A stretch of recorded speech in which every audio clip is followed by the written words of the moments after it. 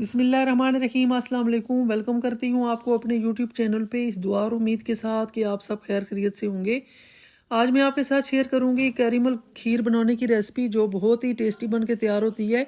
इसको बनाना बहुत ही आसान है और कैरेमल का जो टेस्ट इसमें आता है ना वो खीर में बहुत अच्छा आता है और कलर भी बहुत अच्छा आता है। बस आपने वीडियो को पूरा देखना है, स्किप बिल्कुल नहीं करना। रेसिपी अच्छी लगे तो वीडियो को लाइक एंड शेयर और चैनल को सब्सक्राइब करना मत भूलिएगा। तो चलते हैं इस मज़ेदार सी रेसिपी को बनाना स्टार्ट करते हैं। बिस्मिल्लाहिर्रहमानिर्रहीम। सबसे पहले हमने ये 150 ग्राम चावल लिए थे। इनको अच्छे से हमने वॉश करके भिगो दिया था। तकरीबन 2 घंटे पहले हमने इनको भिगो दिया था। एक पैन लेंगे, सॉस पैन, उसमें हमने चावलों को ऐड कर देना है और 1 गिलास पानी का ऐड कर देना है। चावल हमने सुपर बासमती लिए थे, लंबे वाले चावल मैंने लिए थे, आप टोटा भी ले सकते हैं। तो चावलों को ये पानी ड्राई होने तक पकाएंगे। ये आप देख सकते हैं चावल हमारे तैयार हो चुके हैं। अब हम इनको थोड़ा सा ठंडा कर लेंगे और एक मिक्सी जार में पीस लेंगे। आपने चावलों को ज़्यादा नहीं पीसना, थोड़ा दरदरा सा पीसना था ताकि थोड़ा थोड़ा चावल का जो दाना है वो साबित रहे, बरकरार रहे, थोड़ा थोड़ा नज़र आए, जिस तरह मिक्स खीर में होता है। फुल आपने बिल्कुल पेस्ट नहीं बनाना। यहाँ पे हमने 1.5 किलो दूध लिया है, 1.5 लीटर दूध लिया है हमने, फुल फैट दूध हमने लिया है। आप टेट्रा पैक भी ले सकते हैं, लेकिन अगर ये दूध आपके घर में जो रूटीन से आता है वो अगर मिल जाए तो वो ज़्यादा अच्छा है। तो ये दूध बॉयल होने का हमने वेट किया है। दूध हमारा उबल चुका है। अब हम इसमें ऐड करेंगे चावल। ये चावल आप देख सकते हैं ज़्यादा हमने इनको नहीं पीसा, थोड़ा थोड़ा पीसा है ताकि दोनों थोड़ा थोड़ा जो है वो रहे। तो चावलों को हमने डाल दिया है। ये तकरीबन 10 मिनट हम चावलों को अच्छे से पका लेंगे। लो टू मीडियम फ्लेम पे आपने खीर को पकाना है। ये 1 घंटा लगभग आपका लेती है ये। अच्छा, ये केक रस मेरे पास नहीं थे, वो जो दूसरे रस होते हैं नमकीन वाले, तो यही रस मेरे पास पड़े हुए थे तो मैं ये ऐड कर रही हूँ। ये भी बहुत अच्छा, इनका भी बहुत अच्छा टेस्ट आता है। ये 2 से 3 इलायचियाँ मैंने ली हैं, ये भी साथ ही हम मिक्सी जार में डाल के पीस लेंगे। अच्छा, ये दूध हमने आधा किलो अलग रख लिया था जो हमने डाला है खीर में और रस में। तो ½ लीटर दूध उसमें हमने पेस्ट बनाने में डाला है। अब हमने रसों का जो पेस्ट है वो भी डाल दिया है। अब हमने चीनी ली है, 150 ग्राम ही हमने चीनी भी ली है। आप अपने टेस्ट के मुताबिक ऐड कर सकते हैं, कम डालें या ज़्यादा डालें, आप अपने हिसाब से डाल लीजिएगा।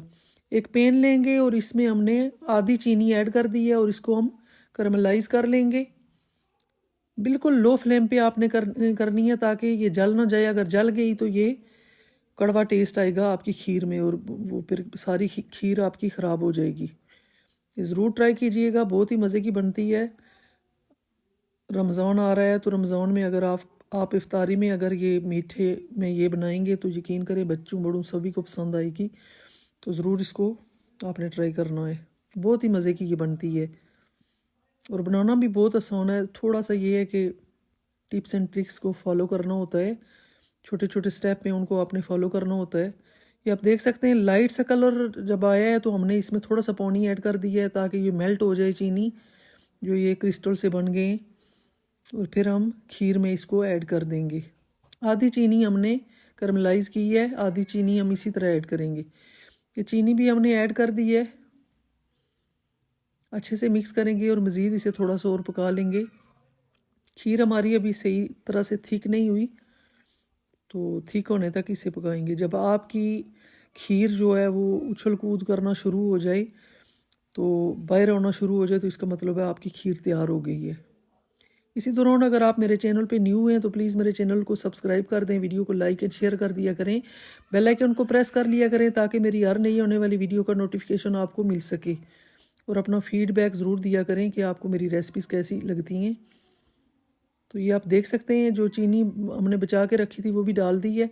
अब चीनी भी डाल के आपने 10 मिनट तक मज़ीद इसे पकाना है। ये आप देख सकते हैं मज़ीद हमने इसको पका लिया है। तो अब खीर हमारी आलमोस्ट तैयार हो चुकी है। फ्लेम को ऑफ़ करेंगे और आपको ये हम इसे रहने देंगे रूम टेम्परेचर पे थोड़ी देर। उसके बाद हम ऐड करेंगे इसको। हमने एक ये मट्टी की जो है पराली सी ले ली है, इसमें हमने ऐड की है।